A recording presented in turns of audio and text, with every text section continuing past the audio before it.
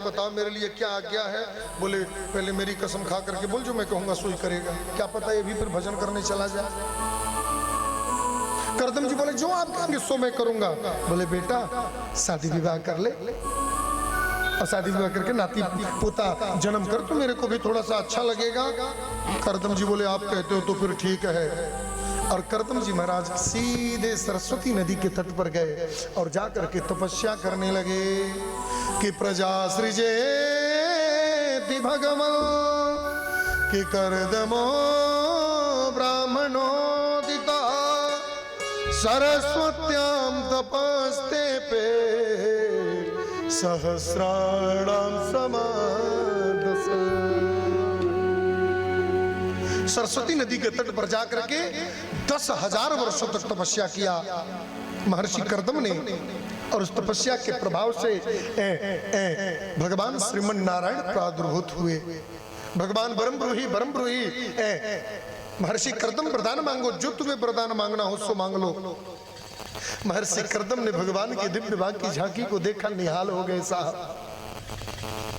यद्यपि करदम ऋषि तपस्या इसलिए कर रहे थे कि मेरा विवाह हो जाए, लेकिन जब भगवान को देखा तो भगवान को देखने के बाद तो मन निष्कामी बन गया साहब।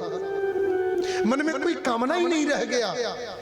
बोले बस प्रभु ये कि वरदान दे दो, आपके चरणों में प्रीति लग जाए, आपके चरणों में प्रेम हो जाए, और कुछ नहीं चाहिए। भगवान नारायण बोले पहले तो तपस्या कर रहे थे कि विवाह हो जाए, और अभी जब मैं आ गया तो इधर कह रहे हो कि बस आपके चरणों में प्रेम हो जाए, पहले विवाह कर लो। करदम ऋषि बोले अब कोई विवाह करने की तमन्ना नहीं है, कोई विवाह करने की इच्छा नहीं है, कुछ भी अब करने का मन नहीं कर रहा है। बस आपका भजन बनता रहे, आपके चरणों में प्रीति बनता रहे, और कुछ नहीं चाहिए। भगवान बोले मैं कह रहा हूं कि बन जाओ, तुम फायदे में रहोगे, और यदि तुम विवाह करोगे तो मैं तुम्हारे घर पुत्र बन करके जन्म लूंगा। इस बात को सुनकर के महर्षि करदम को बहुत अच्छा लगा, और भगवान श्रीमन नारायण की आज्ञा प्राप्त कर करदम ऋषि तैयार हो गए विवाह के लिए। कालांतर में समय आया, नारद जी महाराज गए महाराज मनु के पास, और मनु की 3 बेटियां और 2 बेटे हुए। कि प्रिय व्रतौ तान पादौ कि स्वसेयो दुहिता मम अविक्षं द्विपतिं युक्त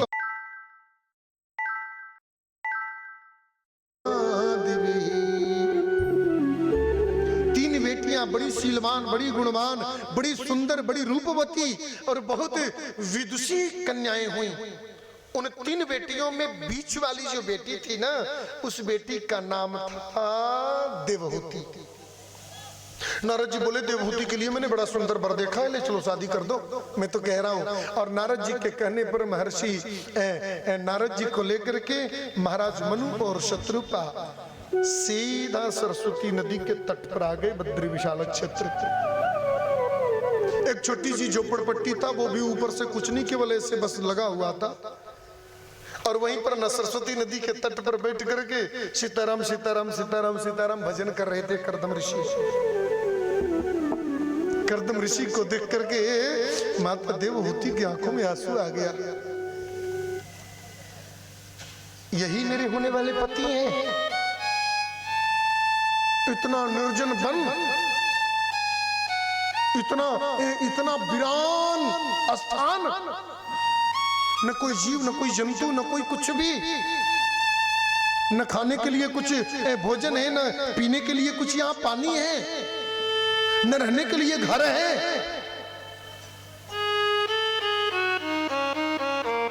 लेकिन मस्तिष्क का तेज बता रहा था कि ये कोई साधारण संत नहीं है।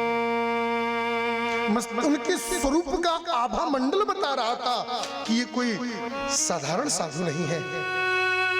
मन ही मन देवहूति गदगद हो गई। मारे इतने बड़े साधु की शरणागति मुझे मिलेगा, और मानव जीवन में क्या चाहिए। नारद जी महाराज ने विवाह पढ़ा, और महाराज मनु ने अपनी लाडली बिटिया का कन्यादान किया, और कन्यादान करके महर्षि करदम को समर्पित करके चले गए लोग। कथा सुनाते सुखदेव जी महाराज बड़े गंभीर हो गए। राजन, एक राजमहलों में पलने वाली राजकुमारी आज जंगल में उस सन्यासी के पास में आकर रहने लगी, जिस सन्यासी के पास में सोने को तो मारो मुंह, बैठने के लिए जगह नहीं है ढंग का। महर्षि कर्दम बोले, देवी बुरा न मानो, अपना तो यही कुटिया है बस, और इस कुटिया के अलावा तो मेरे पास कुछ नहीं है। अब इस कुटिया को तुम राजमहल समझ लो या इस कुटिया को नरक का अड्डा समझ लो, तुम्हें जैसा रुचिकर लगे, अब तो रहना तुम्हें इसी में है। आप टेंशन मत लीजिए, मैं आ गई ना, सब कर लूंगी। विषम स्थितियों में भी जो सारी दुनिया को संजो करके ले चले, ऐसी सामर्थ्य और ऐसी शक्ति संपूर्ण सृष्टि में केवल यदि ईश्वर ने किसी को दिया है तो वो भारतीय नारियों को दिया है, और ये शक्ति किसी के पास नहीं है साहब। हर स्थिति में अपने आप को परिवर्तित करके और जिंदगी को स्वर्ग बना देने की क्षमता यदि किसी में है तो वो भारतीय नारियों के पास में है।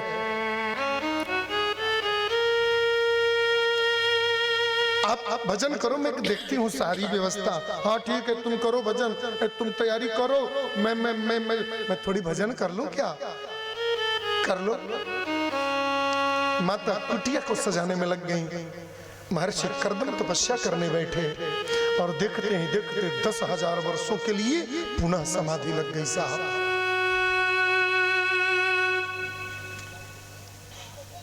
माता देवहूति बोली, क्या करूं मैं, कैसे करूं मैं, समझ में नहीं आ रहा है।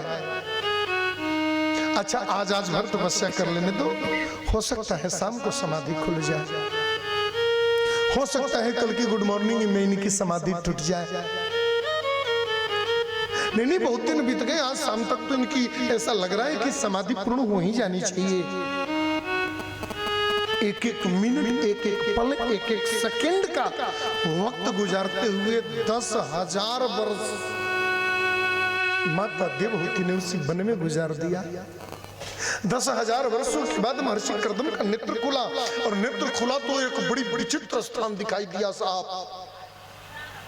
जहां बैठे थे वहां तो केवल पत्थर था, और सामने सामने बह रही थी कल कल कल कल करते हुए सरस्वती नदी, और बाकी पूरा हिमालय प्रदेश केवल बर्फ से ढका हुआ था। लेकिन तपस्या के बाद जब नेत्र खुला तो दृश्य अलग ही दिखाई पड़ा।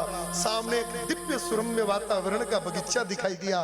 कहीं गुलाब का फूल लगा है, कहीं चमेली का फूल लगा है, कहीं चंपा का फूल लगा है, तो कहीं गेंदे का फूल लगा है, कहीं मोर किलोल कर रही है, तो कहीं सुग्गों की चहचहाहट हो रही है, कहीं हिरण दौड़ रही है, तो कहीं गैया बंधी हुई है, और दिव्य फल लगे हुए हैं, दिव्य फूल लगे हुए हैं, और दिव्य वृक्षावली सुसज्जित लग रहे हैं।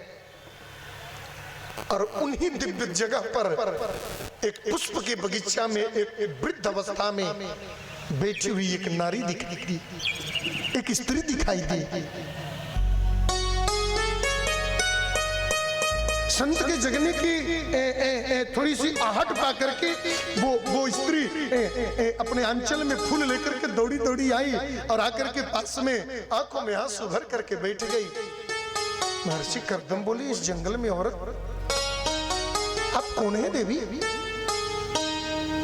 किधर से आना हुआ? इधर कैसे आना हुआ? आप अपना परिचय बताओ, क्या नाम है आपका? माता देवहूति समझ गई इनको कुछ भी याद नहीं है। हाथ जोड़कर माता देवहूति कहती है कि भगवान आप याद करो, बहुत वर्ष पहले सहाहम स्वांस कलया त्वदीर्येण महामुने कि तव क्षेत्रे देवहूत्या प्रणश्ये तव संस्थिता। बहुत वर्ष पहले इस पृथ्वी के सम्राट महाराज मनु ने अपनी पुत्री का विवाह आपसे किया था। आपके चरणों की वही दासी मैं देवहूति हूँ भगवान, मैं आपकी पत्नी हूँ। आप ऐसे काहे को बोल रहे हो? इतनी बात सुनते महर्षि कर्दम के आंखों में आंसू आ गया। अरे देवी, इतनी वर्षों से तुम यहाँ बैठी हो? हमको तो वर्षा कर से 10,000 वर्ष बीत गए और तुम क्या 10,000 वर्षों से यहीं थी? माता देवहूति बोली तो कहां जाऊं, किधर जाऊं? अरे तुम्हें अपने मैके चला जाना चाहिए था, अपने माँ बाप के पास चले जाना चाहिए था। इस जंगल में क्या खाती, क्या पीती, कैसे रहती? माता देवहूति बोली आप ऐसे बोल रहे हो साहब, अगर मैं अपने मैके चली गई होती तो आपका सेवा कौन करता? अच्छा, भारतीय नारी अपने पतियों पे नाराज होती हैं तो भी बड़ा अच्छी तरह से बात करती हैं। बड़ी सुंदर शब्दों में माता देवहूति ने भगवान कर्दम से कहा, कहती है कि यदि मैं चली जाती तो इतना सुंदर बगीचा कौन लगा करके रखता, इतने सुंदर पुष्पों की बगिया लगा करके कौन रखता, इतने सुंदर इस कुटिया को सजा करके कौन रखता? 2 दिन खाती के नहीं रखी रनिया घर के नरक बना के धर देना जाए। समय किचन गंदा हो गई और करते करते दिन भर पोछा लगाएंगे लोग। वही बात माता देवहूति ने भी कही, कहती है कि तुष्टो हमद तव मान विमान दाया, लेकिन शुश्रूषया परमया परया च भक्त्या। आप मेरी देह की चिंता करते हो, आप अपने देह के बारे में कभी सोचा कि यो देहि नामयमदित्य स्वरित्व देहो नावेक्षितम समुचिदक्षभितुम मदर्ते।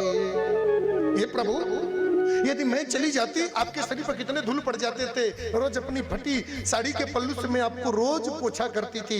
आपके अगल बगल में कितने कूसे जम जाते थे, रोज मैं सफा करती थी। आपके अगल बगल में न जाने कितने चूहे सांप आकर के बिल बना देते थे, मैं उन सब को भगा करके भर करके और लिपा पोती करके बरोबर करती थी। यदि मैं नहीं होती तो कौन करता? और भगवान एक स्त्री के लिए नरक भी स्वर्ग से अधिक वंदनीय हो जाता है यदि वह स्त्री अपने पति के साथ में हो और पति उसका साथ हो तो। आप कैसी बात कर रहे हो? मेरे को हर प्रकार का यहाँ सुख रहा क्योंकि यहाँ आपका नित्य दर्शन होता रहा, क्योंकि यहाँ पर आप मेरे को नित्य दर्शन देते रहे। बस एक स्त्री के लिए और चाहिए क्या? महर्षि कर्दम ये बात सुन करके गदगद हो गए। दौड़ करके माता देवहूति को गले लगाया और विधि विस्मय दायक विभव मुनिवर तप बल किन। हाथ में जल लिया और जल लेकर के नेत्र बंद करते ही जैसे ही जल नीचे गिराया, देखते ही देखते एक दिव्य वहां मानसरोवर का निर्माण हो गया। साहब, ये एक संत की तपस्या का फल है। मैंने किसी दिन निवेदन किया था और मैं एक बार और निवेदन कर दूं, माई बाप, जीवन में आप साधन संपन्न कितने हैं ये महत्वपूर्ण नहीं है, जीवन में प्रयास करो कि आप साधना संपन्न कितने हैं। संसार में अक्सर ये देखा गया है कि साधना संपन्न व्यक्ति के सामने साधन संपन्न व्यक्ति नतमस्तक हो जाता है। साधन जीवन में आते और जाते रहते हैं, लेकिन जीवन में यदि साधना खत्म हो गई ना तो फिर जीवन में साधन को भी खत्म होने में देर नहीं लगता है। साहब,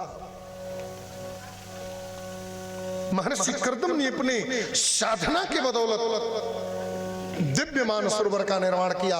माता देवहूति का हाथ पकड़े मानसरोवर में प्रवेश कर गए और प्रवेश करते ही बिल्कुल 18 वर्ष की नवनवाए किशोर अवस्था में माता देवहूति हो गई और 12 साल के नवनवाए किशोर अवस्था में महर्षि कर्दम हो गए।